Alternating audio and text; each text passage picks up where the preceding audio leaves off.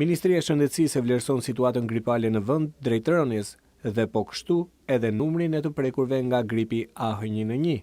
Në raportin e paraqitur në Komisionin Parlamentar të Shëndetësisë mbi situatën më të fundit gripale në vend, Ministri Beqa i tha se është i nevojshëm vaksinimi i plot i stafit mjekësor me vaksinën antigrip, duke garantuar se kjo vaksinë nuk paraqet asnjë rrezik për popullatën. Në 10 javë që nga fillimi i vitit, ka analizuar 701 mostra, 65 me AH1N1 dhe 59 me AH3. Kemi patur vetëm 2 raste me fatalitete. Kritika në adresë të Ministrit të Shëndetësisë pati nga disa deputet që thanë se popullata nuk është informuar në kohë për mungesë promocioni mbi rrezikun ndaj gripit. Nuk mbaj mend që ju vetë personalisht keni dalë në shtator, tetor kur bëhet edhe kur fillon më saktë fushata sensibilizuese apo sqaruese për vaksinimin e popullsisë. Ne kemi komunikuar intensivisht edhe me faqen online të ministrisë, po sidomos me ISHP-n. Ndërkohë deputetët Ziçishti dhe Tavo kërkuan lirimin e ambienteve të infektivit nga shërbimet e tjera shëndetësore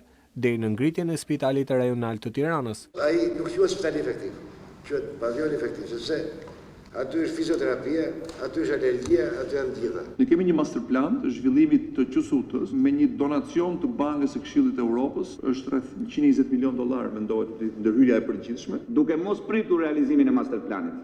Të ndahet infektivi nga reumatologjia që është atje, alergologjia, sepse çka kuptimi ka që të vi pacienti mos kesh mundësi ti krijosh një akses në infektiv dhe ti thuash jo hajde nesër, kjo nuk ka kuptim.